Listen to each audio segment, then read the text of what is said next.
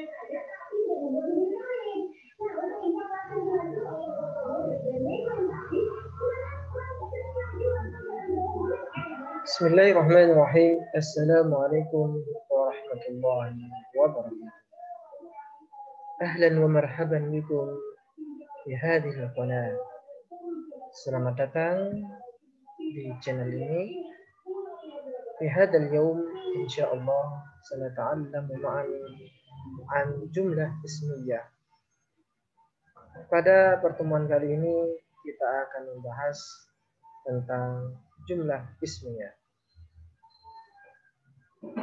Di dalam mempelajari bahasa Arab, maka kita tidak pernah terlepas dari bentuk kalimat.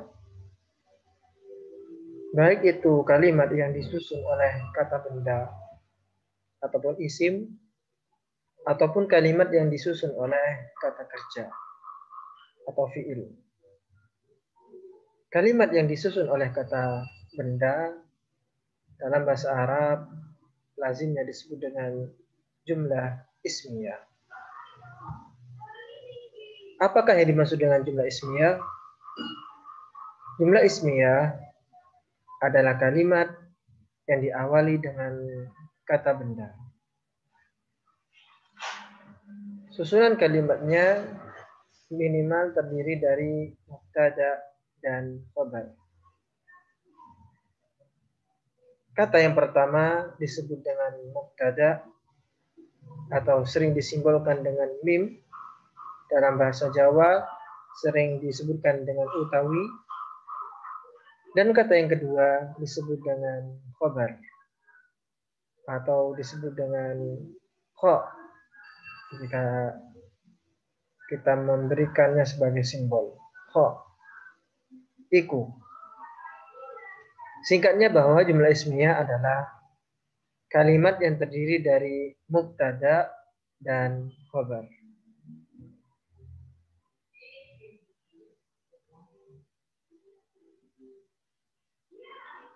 Mubtada adalah subjek pada jumlah ismiyah dan terletak di awal jumlah.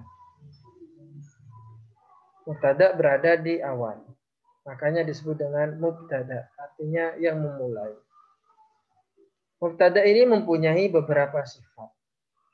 Yang pertama, mubtada harus berupa isim ma'rifat.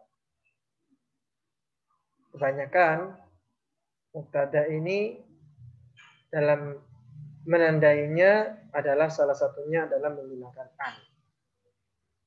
Atau dia berupa isim alam, nama orang. Dan yang kedua, dia wajib beri'rab rafa. Biasanya tanda daripada i'rab rafa itu yang paling sering itu adalah menggunakan dhamma. Sedangkan bagian yang kedua dari jumlah ismiyah disebut dengan khabar.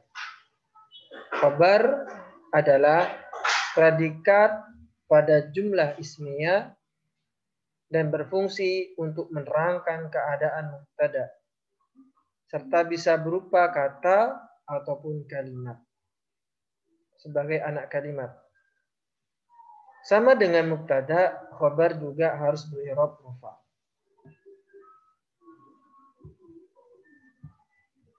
Mubtada dan khabar harus sama dalam hal bilangan dan jenisnya. Apabila mubtadanya mufrad, maka khabarnya mufrad. Jika mubtadanya itu mudzakkar, laki-laki, maka khabarnya pun juga harus mudzakkar. Begitu pula mubtada apabila berupa tasniyah, maka khabar pun juga berupa tasniyah. Artinya bahwa antara mubtada dan khabar harus saling selaras dan seragam.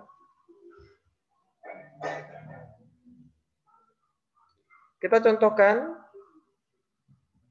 ketika kita mempunyai dua kata yang semuanya ini adalah isim atau kata benda, seperti Zaidun merupakan nama orang atau isim alam, Talibun artinya siswa atau pelajar. Ketika kita gabungkan kata ini, dua kata ini menjadi satu. Zaidun thalibun. Inilah yang kemudian disebut dengan jumlah ismiyah. Kata Zaidun merupakan kata pertama yang kemudian disebut dengan mubtada. Zaidun utawi Zaid iku thalibun siswa. Zaidun mubtada dan thalibun adalah khabar. Kita katakan tadi bahwa setiap mubtada dan khabar itu pasti rafa. Makanya saya melihat di akhir berharokat dun. Zaidun. Thalibun berharokat bun. Itulah yang kemudian disebut dengan rafa. Jika Anda membaca Zaidun menjadi Zaidan Thalibin atau Zaidin Thaliban, maka itu menyalahi aturan nahwu.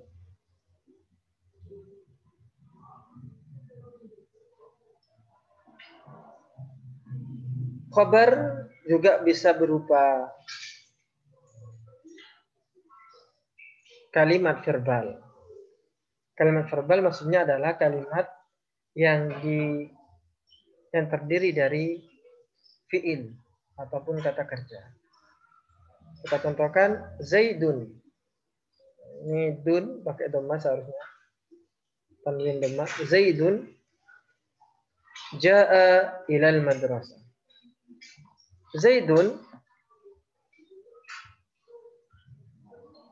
Zaidun ini merupakan mubtada. Setiap mubtada pasti ada khabar. Maka khabarnya di sini kita lihat berupa kata kerja. Jaa artinya datang.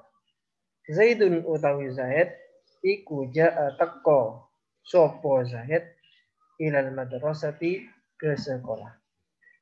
Ini contoh dari khabar yang berupa jumlah.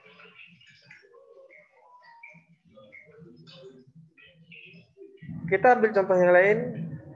Zaidun ustadun. Zaidun utawi Zaid iku ustadun ustad. Zaidun merupakan mubtada, ustadun adalah khabarnya. Ar-rajulani ustadani. Ar-rajulani dua orang laki-laki. Ini merupakan mubtadanya. Ustadani itu dua guru. Menjadi khabarnya. Kita tahu bahwa mubtada dan khabar harus selaras dalam jenis dan bilangannya. Jika dia berupa tasniyah atau bentuk dua, maka khabarnya pun juga harus bentuk dua. Contoh terakhir, Zaidun baituhu kabirun. Zaidun utawi Zaid iku baituhu utawi umai Zaid iku kabirun gede. Nah, di sini terjadi penumpukan jumlah ismiyah.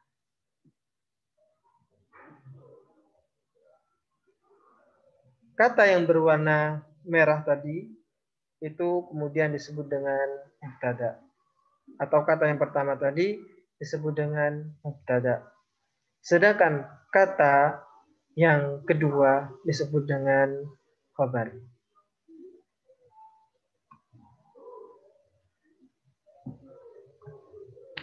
Kita contohkan di sini al-madrasatu jamilatun. Warna biru kelangit-langitan ini merupakan mubtada.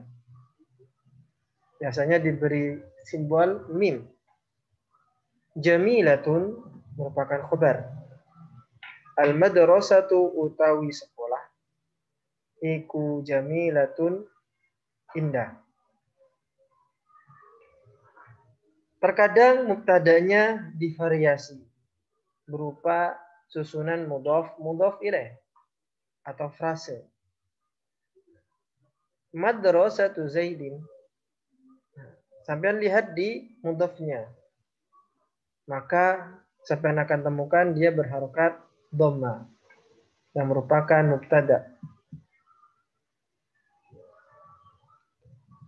Yang ketiga, kita tambahkan khobarnya dalam bentuk ataf. Jamilatun wa kabiratun.